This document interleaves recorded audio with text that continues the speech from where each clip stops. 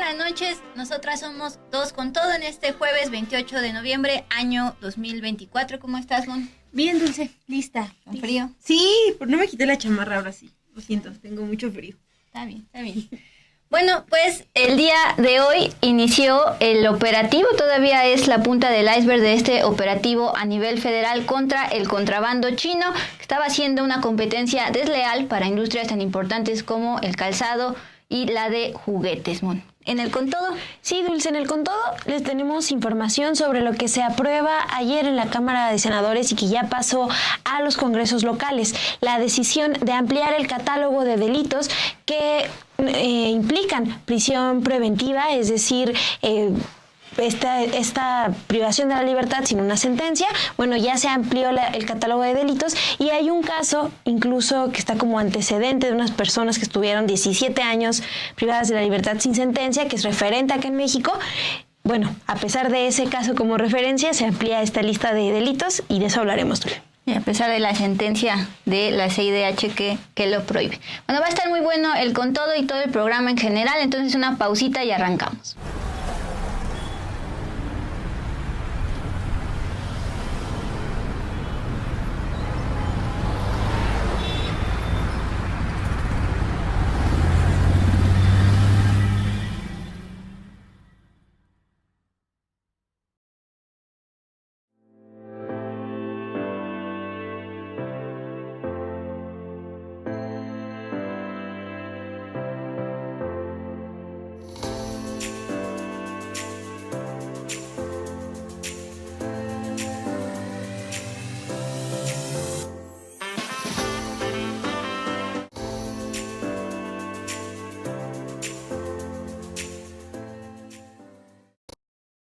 Pues muy buenas noches, les agradezco otra vez por estar aquí conectadas con nosotras.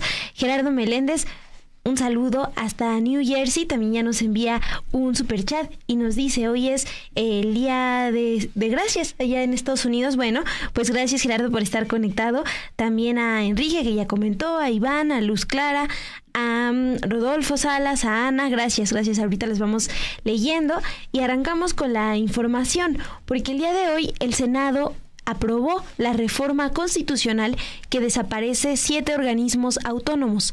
Ahora sus funciones quedarán en manos de distintos departamentos del gobierno federal. La propuesta fue avalada en lo general por 86 votos del partido Morena y de sus aliados frente a 42 votos de oposición.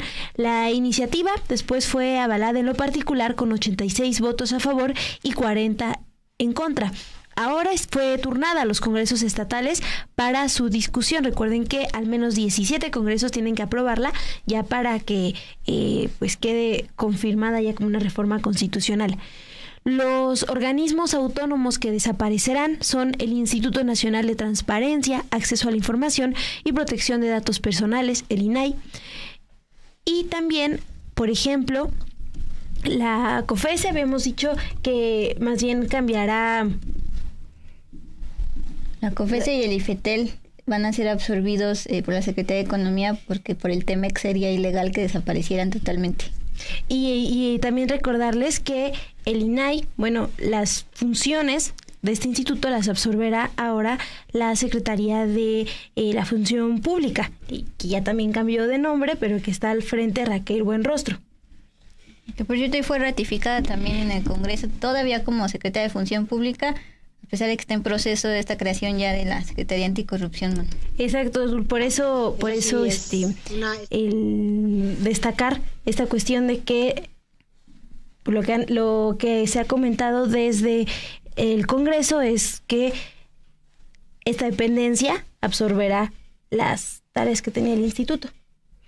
Así es, pues como decíamos, estuvimos una y otra vez diciendo y describiendo paso a paso sobre la extinción de estos 7 órganos autónomos, pero el día de hoy ya se ha concretado todo el proceso legislativo, pero por supuesto al ser una reforma constitucional falta que en al menos 17 congresos estatales se apruebe esto, pues todo indica que así será, como ha sucedido con otras reformas constitucionales dentro de este paquete que envió el entonces presidente López Obrador, dado que pues Morena y aliados tienen mayoría en varios de estos estados. Quisiera hacerle un comentario sobre el IFETEL. que es uno de los órganos que va a ser absorbido por la Secretaría de Economía, no tanto lo van a eliminar porque no se puede legalmente por el TEMEC. Esta semana decíamos que en la Comisión de Presupuesto que está discutiendo el paquete económico 2025 hallaron un guardadito, 1.500 millones de pesos fue el guardadito que encontraron.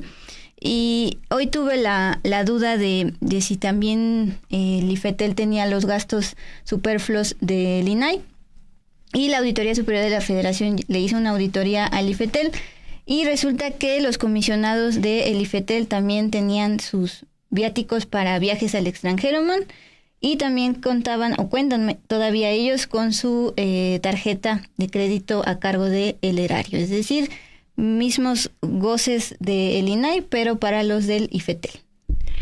Pues qué bueno que respondes, Dulce, a eso, porque también en el chat, cuando les presentamos la entrevista que hiciste a Adrián Alcalá, el comisionado presidente del INAI, también preguntaban qué pasaba con los otros organismos autónomos. Bueno, ese dato que encuentras.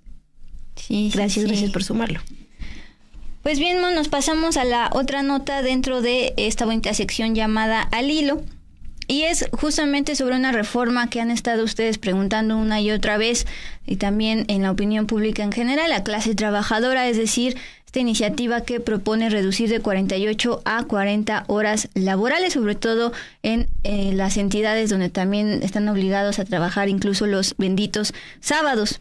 Bueno, pues había una persona, una abogada y activista de Veracruz, que llevaba bastantes horas, más de un día, en huelga de hambre para presionar precisamente a los legisladores y que esta iniciativa también fuera una prioridad, como lo ha sido el paquete de reformas constitucionales de la denominada 4T.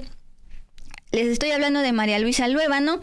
Ella ya concluyó esta tarde la huelga de hambre, que inició desde el martes a las 10 de la mañana al exterior precisamente de la Cámara de Diputados, a manera de protesta, de presión, y para que se apruebe ya la reducción de la jornada laboral de 48 a 40 horas.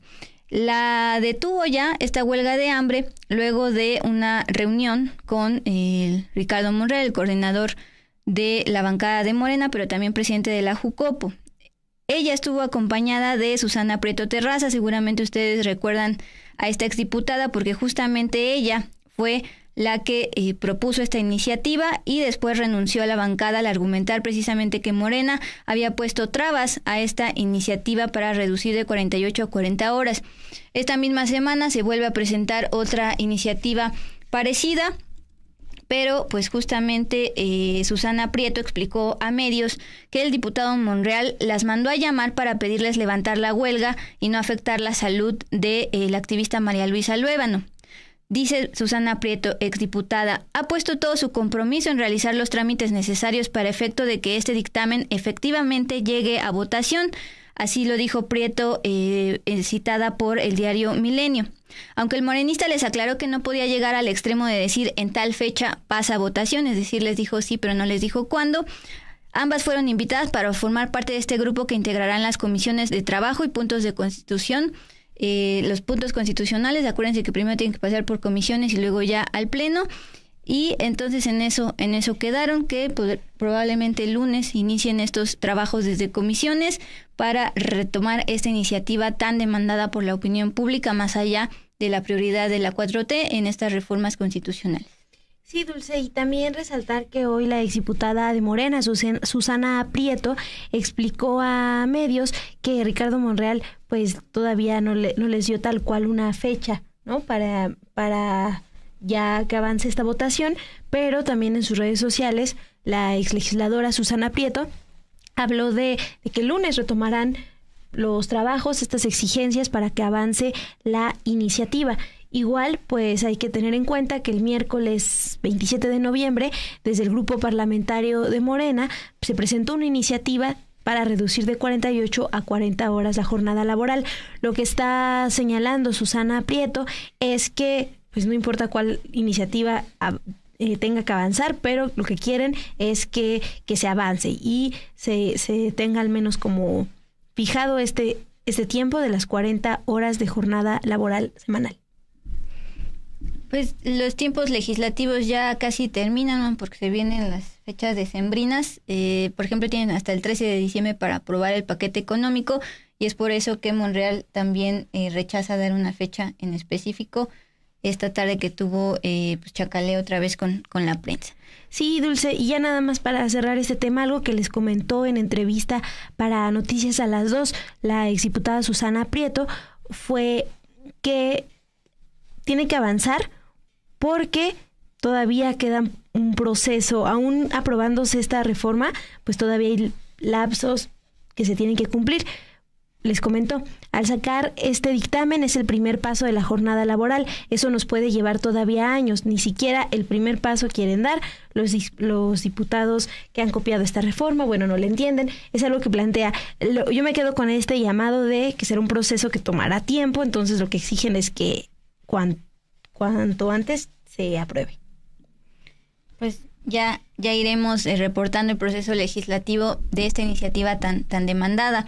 Del Congreso nos pasamos a el Pleno de la Suprema Corte porque hoy hubo muchos aplausos. Sí, hoy hubo muchos aplausos, Dulce, porque el ministro Luis María Aguilar culminó sus años de trabajo en la Suprema Corte. Este jueves 28 de noviembre cumple 15 años en la Corte, para los que fue ratificado en el Senado por propuesta de Felipe Calderón. Con ello también terminó su carrera judicial de más de 50 años. Está especializado en juicio de amparo, pero también se caracteriza porque avaló la defraudación fiscal, particularmente de Electra, de Grupo Salinas de Salinas Pliego. Durante su presidencia en la Suprema Corte de 2015 a 2019, se vendieron exámenes para acceder a cargos federales, esto de acuerdo con una investigación que realizó el propio Consejo de la Judicatura Federal. Si quieren saber un poco más de su familia, de dónde viene, bueno, su padre, Luis María Aguilar y Gómez, trabajó en la Suprema Corte como secretario de Estudio y Cuenta, por lo que desde niño él se familiarizó con conceptos como el amparo y la suspensión. Durante el primer foro sobre la reforma al Poder Judicial que se celebró en la Cámara de Diputados, el ministro Aguilar, compartió que viene de una familia humilde. Su abuela era maya en Yucatán y su abuelo era un conductor de tranvías en la Ciudad de México, por lo que nunca ha sido gente rica, sino que creció con su carrera judicial iniciada en 1968 como taquimecanógrafo en el primer tribunal colegiado en materia civil del primer circuito. Después de estudiar Derecho en la UNAM, en la década de los 80, fue juez y ya después magistrado.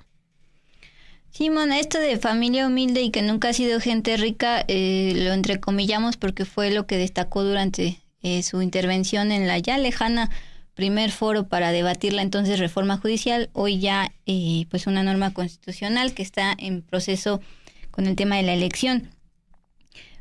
Monchi, quisiera destacar que el ministro Aguilar siempre dijo defender la independencia judicial de cualquier otro poder, por ejemplo, el legislativo y el ejecutivo, pero recordar que cuando él era presidente de la Corte, es decir, no solo era ministro, representaba a todo el poder judicial. Decidió acudir al cumpleaños de Carlos Salinas de Gortari, expresidente, titular del Poder Ejecutivo. Luego, en 2019, al igual que su amigo, el ministro Pardo Rebolledo, y digo amigo porque el día de hoy justamente este ministro Pardo Rebolledo dio un discurso para despedir a el ministro, y ahí pues dicen que son muy íntimos. Bueno, en el 2019, junto con este ministro, también fue a la boda de la hija de Juan Collado. Ustedes recordarán, Juan Collado, el exabogado de Salinas de Gortari y Peña Nieto, señalado de lavado de dinero en Andorra. Ahí está la independencia judicial del ministro Aguilar. Y a la par fue señalado por el entonces procurador fiscal Arturo Medina Padilla de prolongar al menos por 8 meses un adeudo fiscal de Electra, empresa de Grupo Salinas, que fue fiscalizada entre 2010 y 2013 y se encontró que dejó de pagar impuestos por al menos 25,000 millones de pesos. Acuérdense que pues se señaló una y otra vez en la conferencia matutina que decidió archivar este adeudo fiscal de Electra. Bueno, pues este jueves recibió un homenaje en el Pleno de la Corte por parte de sus compañeros. Te decía que hubo muchos aplausos porque cuando terminó su discurso, pues los asistentes se pararon y fue su forma de pues darle las gracias y también de despedirlo. Entonces, pues vamos a ver su último discurso. En esa semblanza de que finalmente la alegría de haber cumplido con la tranquilidad de conciencia con que me comprometí en mi tesis profesional que se vio ahí, que decía que con la frase latina clásica de que me comprometo a dar a cada quien lo que corresponde y para ello dejo en prenda la tranquilidad de mi conciencia como meta de la verdadera felicidad, y eso me hace sentirme muy satisfecho. Triste, sin duda, triste por abandonar a mis amigos, triste porque no voy a participar ya más en este magnífico Tribunal Constitucional que hemos construido durante por lo menos los últimos 30 años que yo lo he visto. Pero bueno, los ciclos se van dando y se van concluyendo inevitablemente, además para dar lugar a otras personas que también aspiren a estos cargos. Les agradezco a todos su generosidad, su amistad, su calidez, a las palabras de Jorge, que me emocionan muchísimo, a personas como Berta Fernández, que me ha acompañado ya 36 años en esta labor, en muchos de los puestos que he ocupado aquí, y en fin, a todo el Poder Judicial de la Federación, porque yo siempre lo digo con convencimiento, todos somos compañeros, todos somos compañeros. A uno nos toca una función, a otros les toca otra responsabilidad, pero finalmente todos construimos este edificio que es el Poder Judicial de la Federación, cuya gran relevancia es defender los derechos humanos de todas las personas. A todos los voy a extrañar y a todos les agradezco lo que han hecho y hacen por mí. Muchísimas gracias.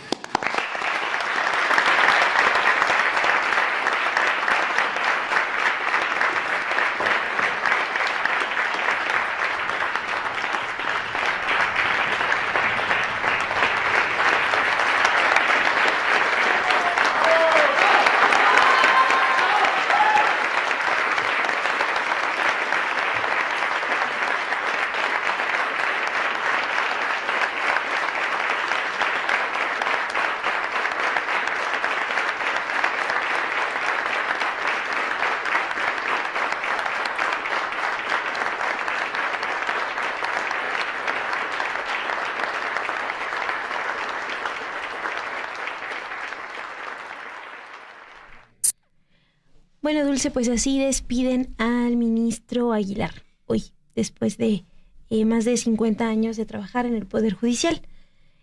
Y nosotros, pues, vamos a leer qué es lo que opinan ustedes acá en el chat, pero si te parece, vamos primero con una información. La gran nota del día. Sí. Es que hoy la Secretaría de Economía y el Instituto Mexicano de la Propiedad Industrial informaron que sobre el operativo realizado en la plaza comercial ubicada en Izazaga 89, en el centro de la Ciudad de México. Detallaron, por ejemplo, que ahí se confiscó mercancía ilícita que afecta a la observancia de la Ley Federal de Protección a la Propiedad Industrial. En un comunicado detallaron que se trata del primero de varios operativos que la Secretaría de Economía realizará en todo el país, en coordinación con la Secretaría de Marina, la Guardia Nacional, la Profeco, el SAT y este Instituto Mexicano de la Propiedad Industrial, INPI, así como con autoridades de los gobiernos estatales y municipales. En este documento que publican, detallan que el operativo también se enmarca en las directrices nacionales del combate a la mercancía introducida y distribuida de manera ilegal al país y el contrabando. Señalan que tiene el objetivo de proteger a las industrias textiles y del juguete, entre otras, así como pues erradicar las prácticas ilícitas que afectan a la población. Pues sí participaron también bastantes funcionarios, Dulce. Por ejemplo, 50 inspectores del Instituto Mexicano de la Propiedad Industrial, 42 marinos, 42 elementos de la Secretaría de Marina, 100 integrantes de la Secretaría de Seguridad Ciudadana, nada más por comentar algunos de los funcionarios que estuvieron en este operativo.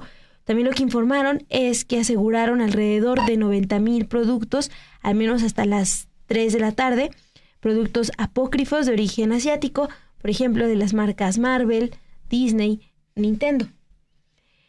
También lo que informó la Secretaría de Economía es que propondrá al Ministerio Público la extinción de dominio por la recurrencia de esta práctica ilegal en el predio, que les repito es Izazaga 89, en el centro histórico de la Ciudad de México. Vamos a escuchar este video, lo que informa Santiago Nieto sobre el operativo, que ya les mostrábamos unas imágenes, y regresamos. En un operativo que encabeza la Secretaría de Economía, el secretario Marcelo Ebrard, de manera conjunta con la Secretaría de Seguridad Pública de la Ciudad de México, la Secretaría de Marina y el Instituto Mexicano de la Propiedad Industrial. El objetivo es iniciar un procedimiento de carácter administrativo por infracciones en materia de comercio contra 3 locales de esta plaza de Izazaga. Al momento no han podido identificar ningún pedimento de aduanas, no han podido presentar una sola factura, no se encuentran dados de alta en el Servicio de Administración Tributaria. Pone en marcha el programa de operaciones de control al comercio exterior y a través del Instituto Mexicano de la Propiedad Industrial y de la Oficina de Control de Comercio Exterior, en colaboración con la Secretaría de Marina y la Secretaría de Seguridad Ciudadana de la Ciudad de México, se está realizando este operativo que busca inhibir la comercialización de mercancías que entraron ilegalmente al país. Bueno, y recordarles que la información la comparte Santiago Nieto, quien es director general del Instituto Mexicano de la Propiedad Industrial. El PITCAN aquí en el chat me gana lo que les quería decir, Mon. Eso es solo la punta del iceberg de qué tamaño será el negocio, y justamente es la punta del iceberg del operativo que han iniciado hoy, pero que se van a expandir a nivel nacional. Allá en Izazaga pues es muy icónico porque la prensa de ciudad había estado pues documentando una y otra vez cómo los comerciantes locales mexicanos estaban quejando de la competencia desleal de los chinos, porque venían y les empezaban a rentar las bodegas, entonces sacaban a los comerciantes mexicanos para que los chinos entraran, porque los chinos pagaban por adelantado las rentas, quejas que tenían ya los comerciantes, y ahora pues también se pone en el foco la competencia desleal para la industria textil, de calzado y de juguetería, decías los Marvel, etcétera. Y Black Scorpio dice: anduvieron en Izazaga 89, es increíble la cantidad de cosas chinas que hay en todos los pisos, montones de locales. Tuve oportunidad de visitar ese edificio, y las crónicas del día de hoy de precisamente la prensa de ciudad decían que a pesar de que, justo como nos dice, todos los pisos tienen este contrabando chino, estos productos de piratería, el operativo se enfocó solo en algunos pisos, y en la crónica decía que en los demás pisos se seguía vendiendo porque ahí no habían recibido denuncias de esos locales. Y fíjate, Dula, aquí en los comentarios nos dicen, por ejemplo, llevan años vendiendo en el centro porque hasta ahora se dan cuenta de esto. Esto comenta Iván Guevara. Y también, por ejemplo, Santiago Villaseñor, mercancía que entró por las aduanas, que están vigiladas por la Marina. Bueno, parte de los comentarios que deja hoy este operativo que anuncian las autoridades. Y que ellos preguntan por qué no lo hicieron antes. Bueno, ellos argumentan que ahora fue orden directa de la presidenta Claudia Sheinbaum. Está de hecho Palacio Nacional a unas calles de Izazaga. Y también una pregunta, Mon Luz Clara: ¿y qué harán con lo decomisado? Pues justamente el INPI va a tenerlo ahí en sus bodegas, y hasta que los chinos demuestren que no es piratería se los devuelven, y si no lo demuestran lo van a eliminar, triturar. Bien, ya escuchábamos a Santiago Nieto. Ahora también es importante rescatar que el secretario de Economía, Marcelo Ebrard, estuvo informando al respecto, justamente por ser de Secretaría de Economía. Tuiteó lo siguiente: la extinción de dominio procede con los inmuebles arrendados para venta de mercancía ilegal, así lo establece la ley vigente. Este tuit lo plantea, es decir, argumenta por qué sí se podría llegar a la extinción de dominio que el gobierno tome estos edificios de Izazaga, porque previamente en entrevista con Grupo Fórmula, particularmente con Joaquín López Dóriga, el secretario de Economía había dicho que enviaría una notificación al propietario del inmueble de extinción de dominio, pues detalló que ya van 3 operativos en este mismo lugar donde se encuentra mercancía pirata. También dijo que los comerciantes de ese inmueble no pagan impuestos y están afectando a todo tipo de industrias. También, pues justamente las crónicas de la prensa de Ciudad daban cuenta de que el dueño de este inmueble es mexicano y tiene que pues poner la cara por lo que hacen sus inquilinos, en este caso pues estos comerciantes asiáticos. Sí, Dulce, pues esa es la información más reciente que tenemos hasta el momento sobre este operativo en Izazaga 89, en el centro histórico de la Ciudad de México. ¿Qué te parece si cambiamos ahora de información y nos vamos a algo internacional? Hasta el tema, hasta Canadá, sí, literalmente, porque allá en Sin embargo MX nuestros compañeros se pusieron a consultar la prensa de Canadá para ver cómo fue la conversación entre el presidente electo Donald Trump y el primer ministro Justin Trudeau, que contrasta bastante con el tono que se tuvo con la conversación con la presidenta Claudia Sheinbaum, de acuerdo a las dos versiones, aunque ayer pues dábamos cuenta de estas versiones contradictorias. Pues justo, la prensa de Canadá publicó que no fue en un tono amable esta llamada del primer ministro Justin Trudeau con el presidente electo de Estados Unidos, Donald Trump. Fue el lunes, después de que Trump amenazó a México y Canadá con imponer los aranceles tan pronto como arranque su gobierno, el 20 de enero, que le ratificó la amenaza Donald Trump a Trudeau de 25% de aranceles, entre comillas, si no resuelve el desastre de la frontera, es decir, también está presionando al gobierno canadiense en torno al flujo migratorio. Por ejemplo, citan aquí al periodista Lawrence Martin, que escribe hoy en una columna: el ataque de Trump a Canadá probablemente tenga algo que ver con su desagrado por Trudeau por no inclinarse lo suficientemente ante sus pies. A Elon Musk, que lo hemos visto bastante cerca de Trump, incluso ya tiene un cargo asegurado, a Elon Musk tampoco le gusta el gobierno de Trudeau. Con el nuevo poder que Trump ha acumulado con su triunfo electoral y con los leales arrodillados de los que se ha rodeado, está en una posición mucho más fuerte que en su primer mandato. También tiene la fortuna de llegar al poder en un momento en que la economía de Estados Unidos pues está en cierto ascenso, y eso podría servir como amortiguador para algunas de estas medidas extremas que está contemplando. No tiene que enfrentar la reelección en un futuro cercano, lo que también lo libera. Ya, esta es su reelección más bien, y continúa este periodista de Canadá. Entonces hay una tormenta perfecta para que se lleve su populismo autoritario a nuevos niveles amenazantes. El hecho de que esté tratando de intimidar a Canadá antes incluso de jurar el cargo es un claro ejemplo de ello. Pero el respeto por uno mismo significa que no podemos someternos a la subyugación. Sí, Dulce, y por ejemplo, Toronto Star, este diario, también publica que Donald Trump le dio a Canadá un aviso de 2 meses. ¿Qué es lo que plantea? Bueno, que le pidió que arreglara la frontera o le aplicarían aranceles muy, muy altos. Trump anunció, ya los recordábamos, en la plataforma Truth Social, que firmará una orden ejecutiva para imponer aranceles generalizados a los productos canadienses. Lo que también narra la prensa en Canadá es que la conversación entre Trump y Trudeau, donde el presidente electo Donald Trump ratificó esta amenaza, bueno, desde ese momento también cuenta que también empezaron las reacciones de los políticos contra México, contra los migrantes, e incluso entre ellos pues hubo enfrentamientos. Por ejemplo, hoy lo que publica el periodista James Andrew de The Globe and Mail es: apenas Trump había escrito su publicación con la amenaza, se oyeron voces prominentes en este país que exigían todo tipo de cosas, ninguna de ellas sensata. Incluso antes de la última amenaza de Trump, el primer ministro de Ontario, Doug Ford, había pedido que se expulsara a México del tratado comercial. Ahora quiere hacer estallar el comercio bilateral, exigiendo que Canadá tome represalias contra los aranceles insanos y autodestructivos de Trump, con aranceles insanos y autodestructivos propios.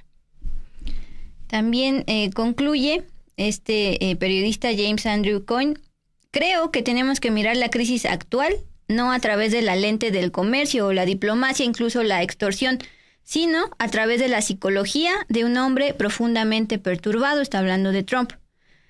Servilizarse ante él, por ejemplo, agacharse, como algunos de nuestros primeros ministros parecen inclinados a hacer, es poco probable que lo apacigüe. Es el tipo de cosas por las que vive. Ceder a sus demandas de la misma manera es inútil, no porque él concluya racionalmente que nuestra disposición a aceptar una primera demanda sugiere que podríamos ceder ante otros, sino, y esto es importante, pelen oreja, porque el subidón de dopamina que experimenta al dominar a los demás tomará el control de él, exigiendo que se le suministre más dosis.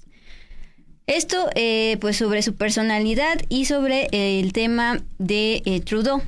Sobre migración, que también está presionando a los canadienses, The Toronto Sun reporta que las autoridades esperan que casi 5 millones de permisos temporales expiren durante el próximo año, por lo que los federales prevén que los migrantes se vayan voluntariamente. Así lo dijo el ministro de Inmigración, Mark Miller, al Comité de Inmigración de la Cámara de los Comunes. Todo esto lo ha reportado la prensa canadiense el día de hoy y, como escuchan, pues contrasta con el tono que ha tenido Trump acá con México.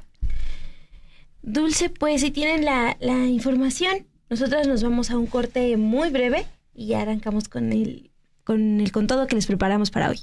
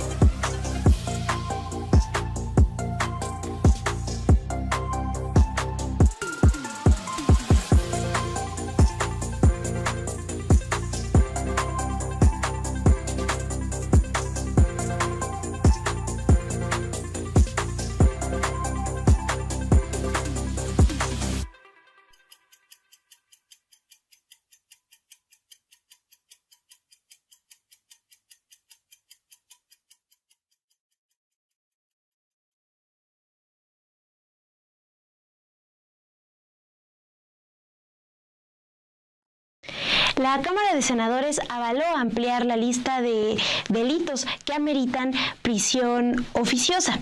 Bueno, ¿qué significa esto? Para eso conversamos con David Peña.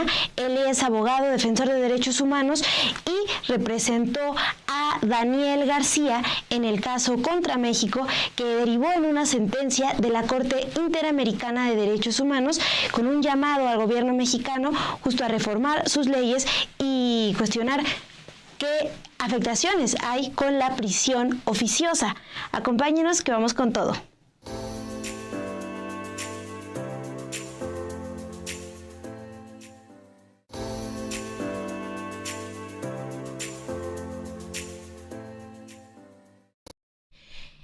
Les decíamos, la Cámara de Senadores aprobó en lo general y en lo particular una reforma al artículo 19 de la Constitución que agrega los delitos de extorsión, tráfico de fentanilo y la falsificación de comprobantes fiscales al catálogo de los que ameritan detenciones sin sentencia, es decir, prisión preventiva oficiosa.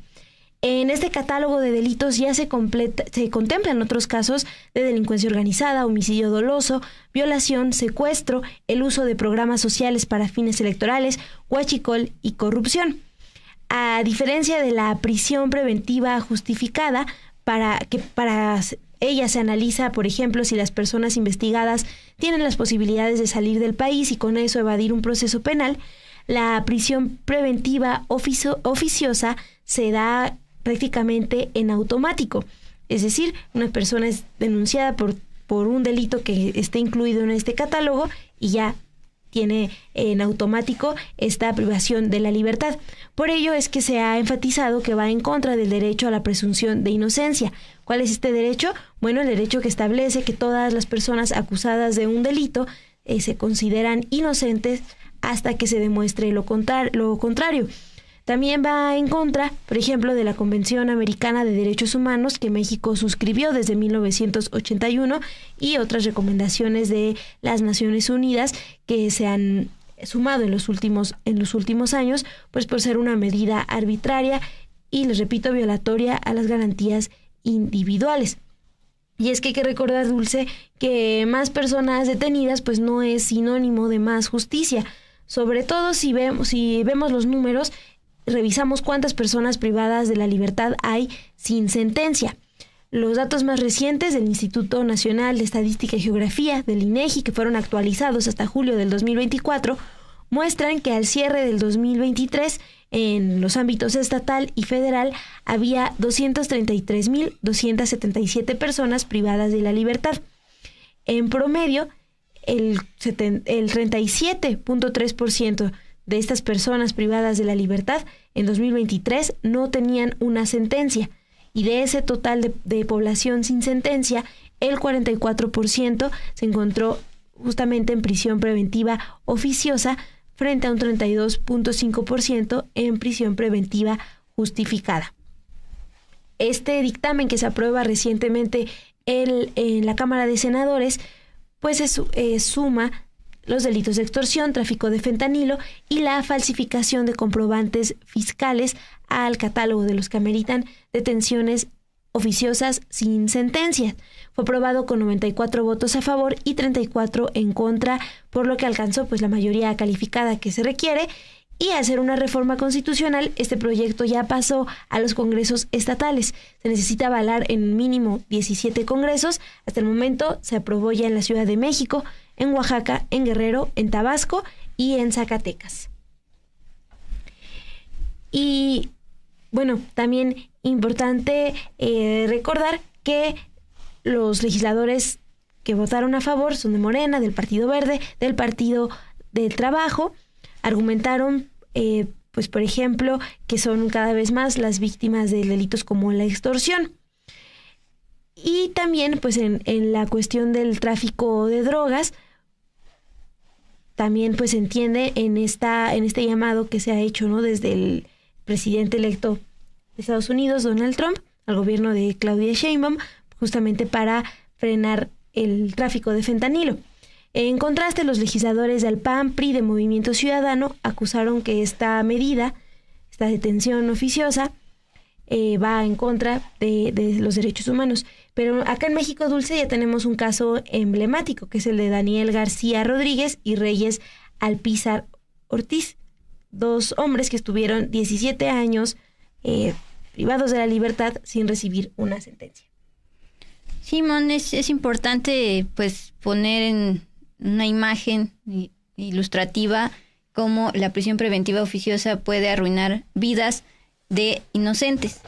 Aquí Rodolfo Salas da el caso más mediático, Israel Vallarta, que también lleva casi 2 décadas en prisión preventiva por todo este tema de Genaro García Luna y Florence Cassés, que pues fue todo un operativo también, un montaje junto con Lorete Mola. Bien, pero justo Iván Guevara dice, las cárceles han de estar llenas de inocentes y los culpables andan libres. Pues justamente Mon rescata este caso de Daniel García Rodríguez y también de Reyes Alpizar Ortiz. Daniel, un comerciante, Reyes, un artesano, originarios del Estado de México. Por ejemplo, Daniel García nació en Atizapán, Estado de México, participó en la política en el ayuntamiento de esa región, donde fue regidor suplente, subsecretario de gobierno, director de reglamento y asesor de alcalde. Es importante saber que trabajó ahí porque el 25 de febrero de 2002 fue detenido tras el asesinato de María de los Ángeles Tamés, una regidora panista del ayuntamiento donde él era secretario, era el único vínculo. Un año después se le acusó, junto con el entonces alcalde Antonio Domínguez, de haber ordenado supuestamente este crimen. Luego, el 25 de octubre del año 2002, también se detuvo al artesano Reyes Alpizar. Fue hasta noviembre de 2023, ¿cuántos años pasaron?, que la Corte Interamericana de Derechos Humanos, esta corte a la que llegan casos que en los países de origen pues no se han resuelto, esta corte declaró que el Estado mexicano es responsable por la violación de los derechos a la integridad personal y las garantías judiciales contra Daniel y contra Reyes. Esta corte probó, luego de una audiencia bastante larga, que ambos fueron detenidos ilegalmente. Permanecieron días sin ser llevados ante un juez, como es su derecho, no conocieron sus derechos, se les obligó a firmar documentos incriminatorios, fueron víctimas de violencia física y psicológica, de tortura, además de no recibir asistencia judicial y permanecer bajo amenazas. Durante esta audiencia en la CIDH que veíamos en pantalla, Daniel García compartió que precisamente estuvo durante 17 años y 6 meses en la cárcel de Barrientos, en el Estado de México. Describió las condiciones en las que estaba en esa cárcel, señaló, por ejemplo, que no existen insumos tan básicos como jabón para higiene personal, zapatos, pantalón, cobijas, ahora tan necesarias en la época de frío, y tampoco algo tan básico como alimento. De manera textual compartió: un pan, café, agua potable no existe, no hay un suministro de alimentación y de vestimenta. Yo nunca recibí un café, el agua potable, todo durante más de 17 años fue mi padre, mi esposa, mis hijos, mis hermanos costearon mi alimentación y vestimenta. Por cierto, también ese padre, esa esposa, sus hijos y esos hermanos fueron víctimas indirectas de esta prisión preventiva oficiosa contra Daniel García. Sí, Dulce, y bueno, recordando que fue en 2023 cuando la Corte Interamericana de Derechos Humanos notifica al Estado mexicano de esta sentencia, pues hoy conversamos con David Peña Rodríguez, abogado defensor de derechos humanos y colitigante en este caso, en el caso de Daniel García, ante la Corte Interamericana, y nos dio detalles de esta sentencia y sobre todo cómo tendría ya que estar impactando en México, contrario a esta ampliación del catálogo de delitos por los que ya se va a dictar también una prisión sin sentencia. Vamos a escuchar qué es lo que nos comenta Dulce. La Corte Interamericana en muy pocos casos ha declarado que las constituciones son inconvencionales, es decir, que están en contra de la Convención Americana. Hay un par de casos, uno en Chile, uno en Argentina y quizá un caso más por ahí, son 3 o 4 casos en toda la historia de la Corte Interamericana. Y en este caso, en el caso de México, en el caso de Daniel García, lo que declara la sentencia de la Corte Interamericana es que el segundo párrafo del artículo 19 constitucional, en lo que se refiere a la prisión preventiva oficiosa o prisión preventiva automática, es inconvencional, es decir, es contrario a la Convención Americana y por lo tanto ordena que se adecúe el texto constitucional, es decir, que se reforme el texto constitucional para que se logre armonizar o empatar con la Convención Americana de Derechos Humanos. Este es lo que ordena la sentencia y le dice a México, tienes 1 año para reformar tu marco normativo, es decir, las normas secundarias, las leyes secundarias, y tienes 1 año también para reformar tu texto constitucional. Pero para que elimine del artículo 19 constitucional la prisión preventiva oficiosa. Eso es lo que se refiere a la sentencia. También en otro apartado de la sentencia dice y ordena a que se tiene que desaparecer también la figura del arraigo, tanto en los textos normativos, es decir, en las leyes secundarias, como en la Constitución. Recordemos que en su momento Felipe Calderón propuso, elevó a rango constitucional el arraigo. Entonces, justo una de las medidas que está dictando la sentencia de la Corte Interamericana, en el caso de Daniel García, es esa: la desaparición del arraigo del texto constitucional y la desaparición de la prisión preventiva oficiosa. El Estado mexicano, en sus informes sobre este caso, el caso de Daniel García, la Corte Interamericana, ha informado algunas otras de las medidas que está adoptando. Entre ellas hay un tema de cerrar el proceso que se seguía en contra de Daniel, el proceso penal en lo local, en contra de Reyes Alpizar, que es la otra víctima, darles una reparación económica, temas de prevención de la tortura, es decir, algunas otras garantías de no repetición, igual importantes, pero cuando informas en el tema legislativo, tanto en el tema de arraigo como en el tema de prisión preventiva, no informa nada el Estado mexicano.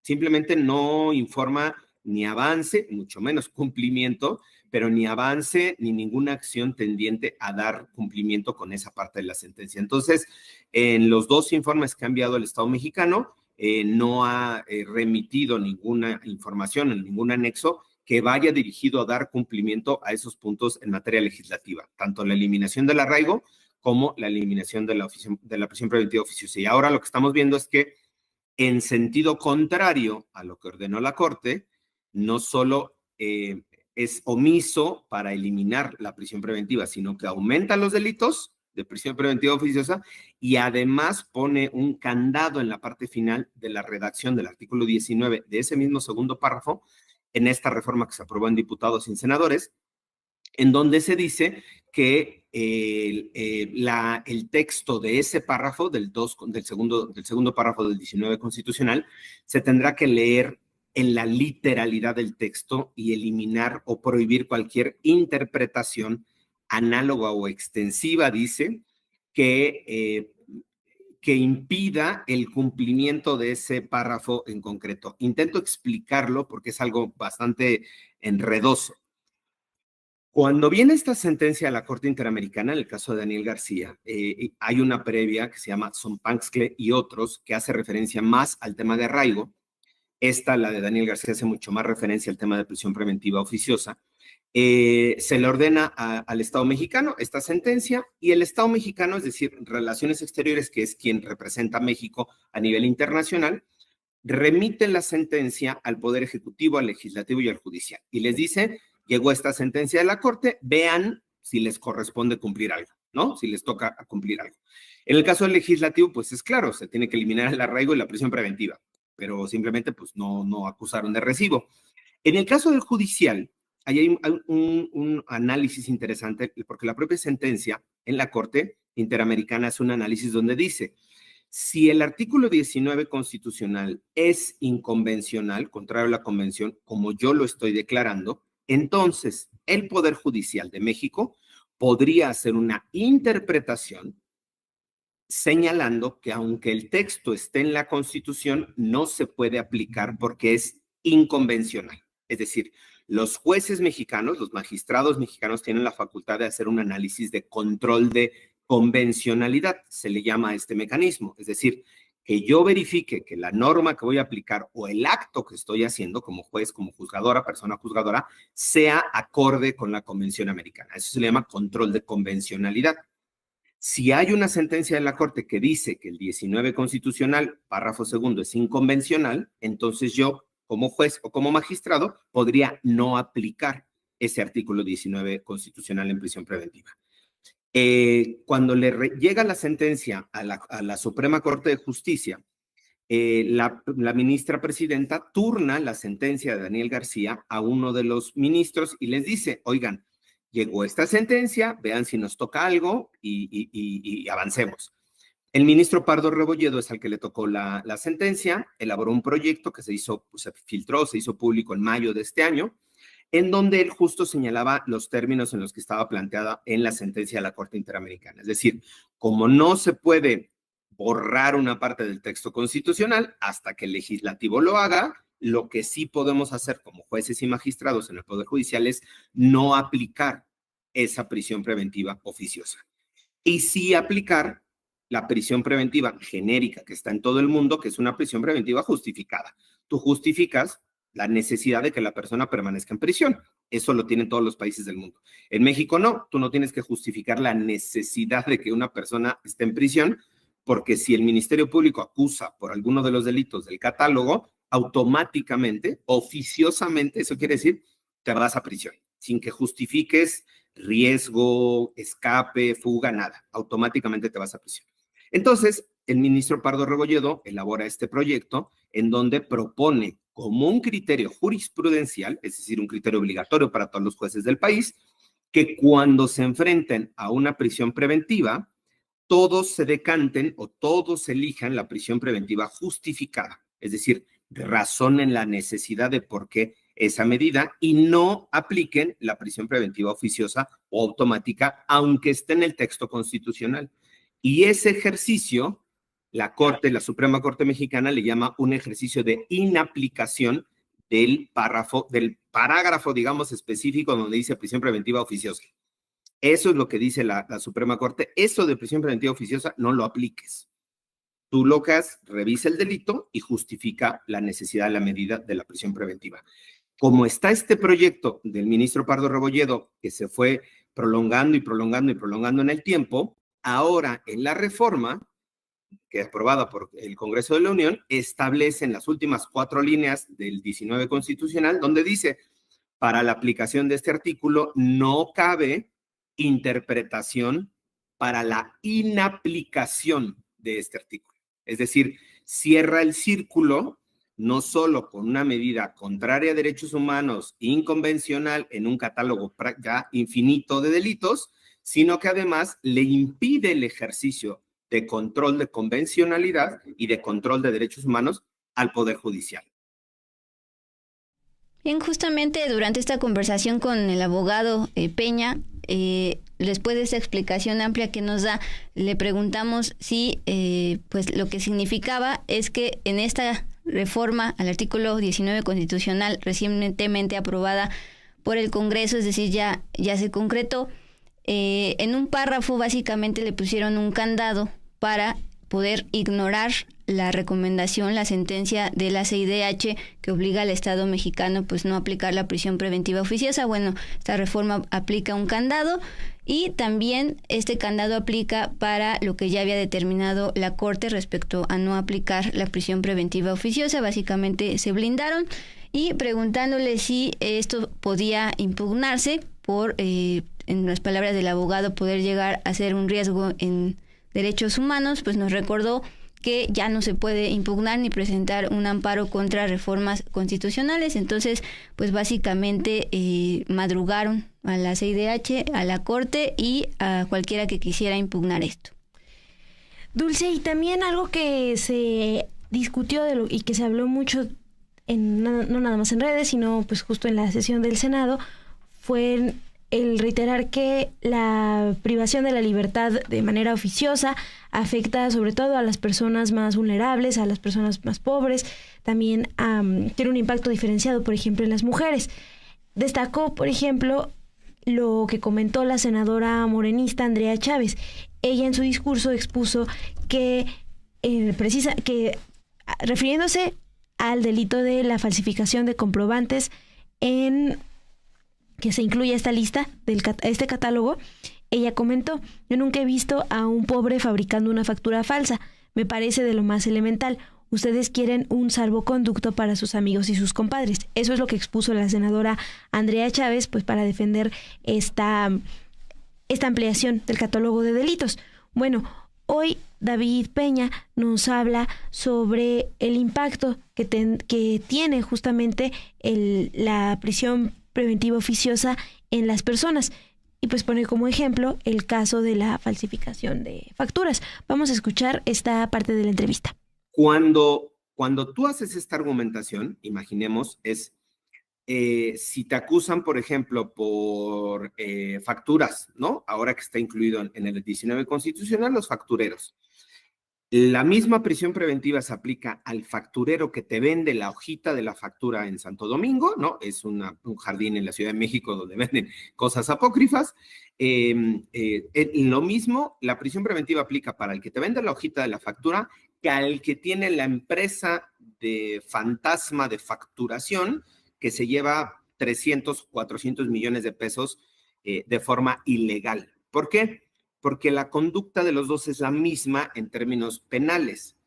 Cuando tú haces una valoración del riesgo, de la capacidad económica, de la posibilidad de fuga, por supuesto que el que te vende la hojita en Santo Domingo, pues tiene mucho menos recursos, mucho menos posibilidad de fugarse que el que tiene la empresa de 300 millones de pesos o de dólares. Eso es un criterio de razonabilidad. Haces un criterio razonable. A ver, ¿es razonable que esta persona que vende la hojita se vaya a la fuga? Pues no, porque no tiene dinero, porque no tiene pasaporte, porque no tiene visa, porque no tiene recursos. ¿Es razonable que esta persona que tiene jet privado, casa en las Bahamas, se vaya a la fuga? Claro que sí. Entonces, ahí aplicas un criterio. Cuando tú eliminas todos estos criterios de razonabilidad, de análisis, de necesidad, y lo aplicas a rajatabla, eliminas entonces estos criterios de ponderación que decía yo, pero además atentas contra el principio de presunción de inocencia, porque no haces un análisis del acto, no haces un análisis de todos estos elementos, sino que dices, parejo a rajatabla, todos van a la cárcel. La Corte Interamericana ha dicho que la prisión preventiva oficiosa automática es un adelanto de pena. Es decir, antes de que te sentencien, antes de que te prueben la culpabilidad, te están adelantando una parte de la pena y por eso te están metiendo a la cárcel. Además, implica un reproche social e implica también una descalificación social, porque el hecho de que tú estés en la cárcel tiene una connotación simbólica, social, una significación en tu propia vida personal. Entonces, por eso esta medida, la de prisión preventiva oficiosa, ha sido declarada inconvencional justo por todos estos elementos, porque viola estos elementos, estos análisis, no hace este análisis, viola presunción de inocencia, porque al final tú puedes decir, hay una persona que va a estar en prisión preventiva, sí.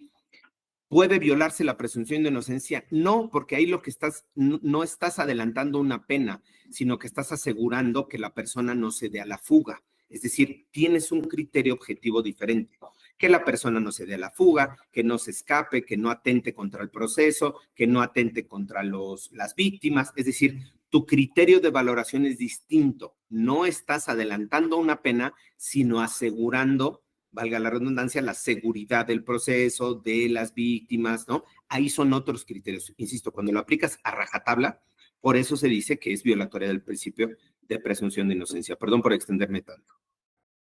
Muchísimas gracias al abogado por explicarnos y recordarnos este caso de Daniel García y también de Reyes, dos víctimas de esta figura de prisión preventiva oficiosa mal aplicada, y que ahora pues ya hay más delitos en este catálogo, ya lo sabe, falsificación, las famosas factureras, y también este cáncer que se ha expandido por todo México, la extorsión, y el tema del fentanilo, que pues también ya está sobre la mesa por el presidente electo de Estados Unidos, Donald Trump.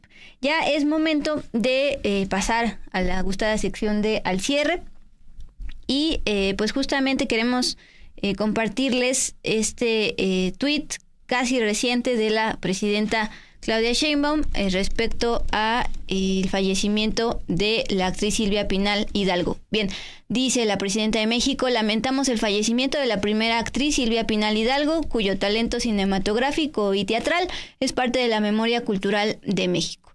Muchas generaciones de mexicanas y mexicanos crecimos admirándola. Nuestras sinceras condolencias a sus familiares y amigos, es la postura de la jefa del Ejecutivo respecto al fallecimiento de la actriz. Pues se suma, Dulce, a los mensajes que se estuvieron compartiendo esta tarde después de que se da la información de la muerte de Silvia Pinal.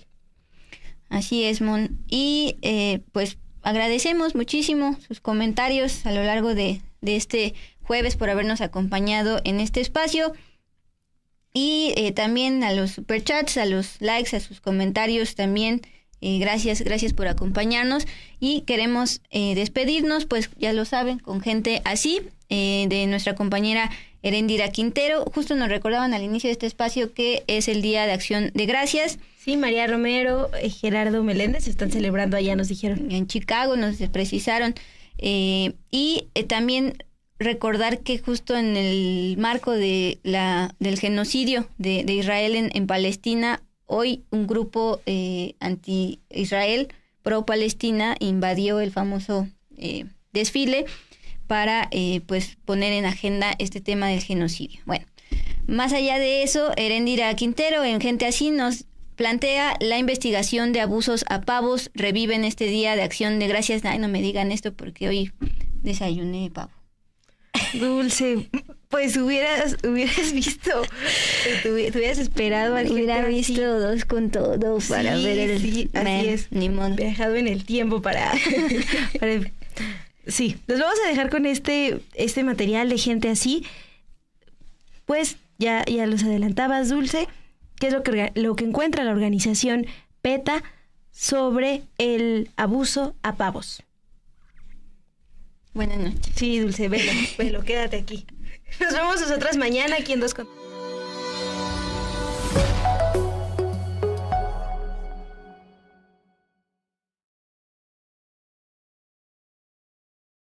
Ay, siempre hay gente detestable. En el marco del Día de Gracias, revivió una investigación encubierta que realizó PETA en el 2006 en la planta de fabricación de Butterball, ubicada en Ozark, Arkansas, conocida por ser la principal distribuidora de pavos congelados en el país del norte. Fue el pasado 5 de noviembre cuando la ONG publicó un extracto de una entrevista con uno de sus investigadores no identificado, por supuesto, quien aseguró que durante su estancia en Butterball presenció agresiones sexuales en contra de los pavos. Guy humped a shackled turkey one day, and another time, another worker was putting his fingers in a turkey's cloaca, which is basically her vagina, while the line was stopped. Some workers even bragged about their abuse. Y si piensan que eso es lo más atroz que pueden escuchar, pues lamentablemente no es así, ya que en el registro de los investigadores de PETA en Butterball también se puede leer que varios de los trabajadores de la planta han llegado a matar a los animales de forma inhumana. PETA explica que en el actual método de sacrificio de Butterball brinda a los trabajadores acceso a aves vivas y que los animales a menudo sufren cuando los empleados desensibilizados se frustran o se aburren. Como era de esperarse, la publicación de PETA no tardó en hacerse viral en redes sociales, en donde internautas ya han reaccionado. La compañía se llama Butterball. Está recibiendo muchísimas críticas en sus redes sociales a raíz de que sale esta noticia. La marca no ha dicho nada al respecto, no se ha pronunciado. Sin embargo, lo que sí es que muchos consumidores están preocupados porque varios de ellos ya compraron precisamente este pavo, porque en esta semana se celebra el Día de Acción de Gracias en los Estados Unidos y pues la comida típica que se sirve es un pavo. La viralidad de la investigación realizada en el 2006 ha derivado en dimes y diretes entre PETA y Butterball, pues mientras Amber Canavan, directora del proyecto de PETA, explicó que están viendo cómo decenas de personas han renunciado a comer pavo este año, la distribuidora de pavos se ha limitado a decir que el video es de hace casi 20 años. Un portavoz de Butterball aseguró en entrevista con The Independent que el video no es actual y que de ninguna manera refleja sus políticas de bienestar animal, apuntando que están comprometidos con el cuidado ético y responsable de sus aves. De acuerdo con el informe Butterball Togetherness de 2024, el 87% de los estadounidenses que celebran el Día de Acción de Gracias planean servir pavo, lo que significa, según The Independent, que aproximadamente 293.5 millones de personas comerán pavo el Día de Acción de Gracias en 2024. Yo soy Erendira Quintero y nos vemos en la próxima entrega de Gente Así, obvio, por Sin Embargo al Aire.